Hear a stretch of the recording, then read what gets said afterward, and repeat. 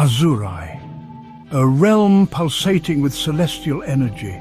It thrived under the watchful gaze of the celestial guardians. These beings were more than myths. They were real.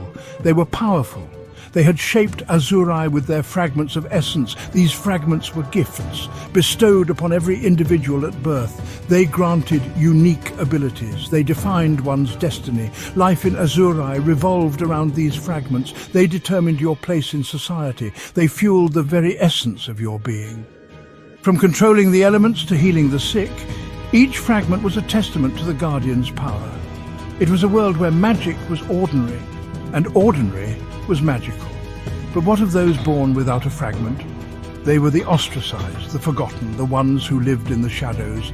They yearned for a power that eluded them. Their existence was a constant reminder of the cruelty of fate.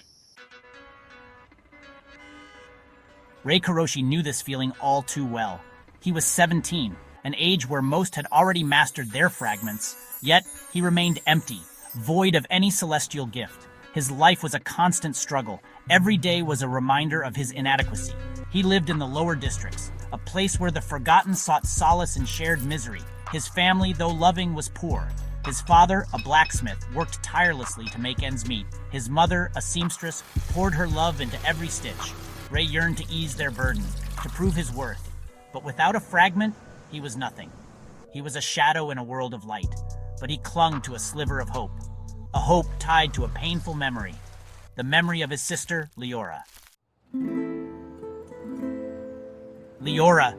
She was everything Rei wasn't. Radiant, powerful, her laughter, a melody that echoed in his heart. But fate had been cruel. She vanished when Rei was just 7. No trace of her remained, except for a single whispered rumor.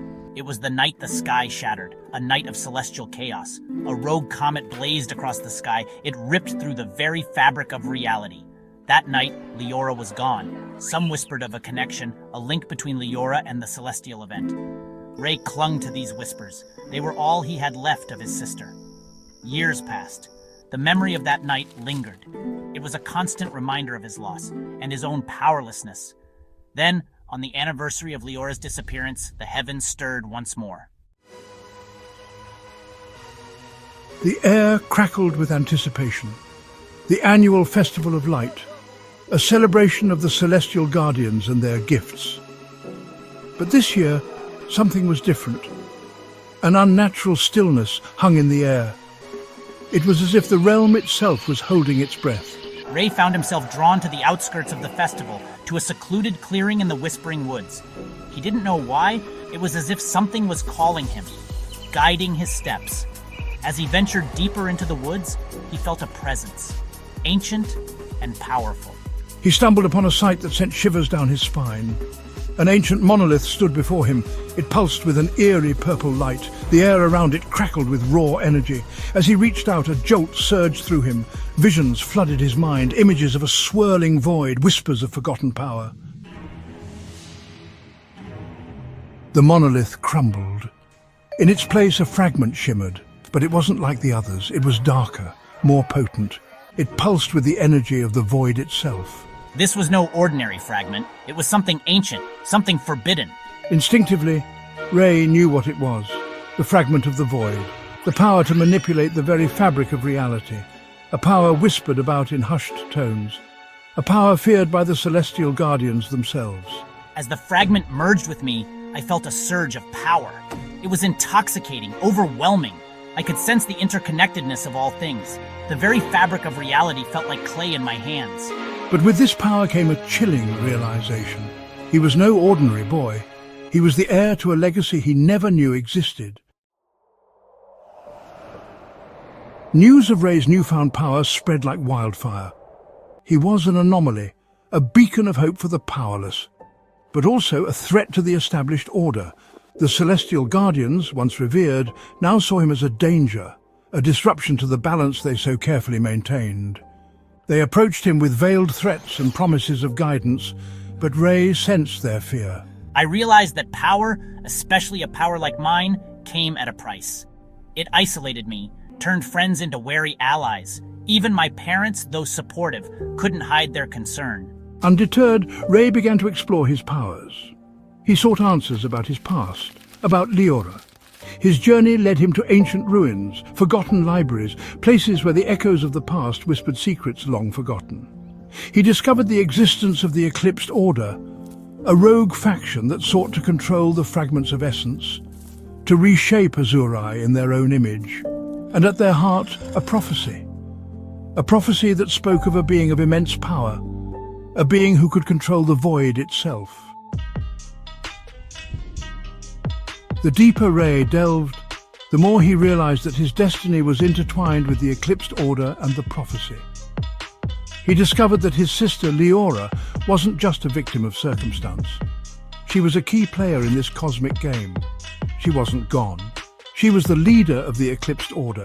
The revelation shattered me. My own sister, the one I swore to find, was now my enemy. The weight of this truth threatened to crush me, but I had come too far to give up now. I had to face her, to understand why she had chosen this path. His search for answers led him to the heart of the Eclipsed Order's stronghold, a fortress of obsidian and shadow, hidden within the depths of the Shadowlands.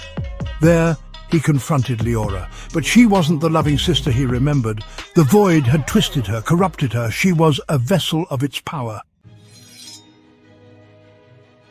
The reunion was short-lived. A fierce battle erupted, brother against sister, light against void.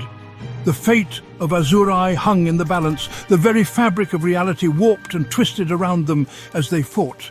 Each blow unleashed a torrent of raw power. I was torn. I could sense the pain in Leora's heart, the manipulation that clouded her judgment. I realized that the Eclipsed Order hadn't kidnapped her. They had seduced her with promises of power, preyed on her desire to protect me. He knew he had to save her, to free her from the void's grasp. But as the battle raged on, he realized that there might only be one way, a choice that would change him forever. The void whispered to Ray. It offered him ultimate power, the ability to reshape Azurai according to his will, to right the wrongs, to eliminate the weak. He could become a god. All he had to do was let go, to embrace the darkness within. But as I looked at Leora, her eyes filled with pain and confusion, I knew I couldn't. I wouldn't sacrifice my humanity, even if it meant losing her. I had to believe there was another way. With a surge of willpower, Ray poured all his love, all his hope, into a single, desperate act. He reached out to Leora, not with violence, but with compassion. He shared his memories of their childhood, their family, hoping to break through the void's hold. The result was catastrophic. A blinding explosion of energy ripped through the Shadowlands. When the dust settled, only Ray remained. Leora was gone. The Eclipsed Order was no more. But at what cost? The void was gone, but so was my sister. I had saved Azurai, but condemned myself to a life of solitude. The boy who once yearned for power was now the most powerful being in Azurai, but all I felt was emptiness. I was a hero, a savior, and utterly alone.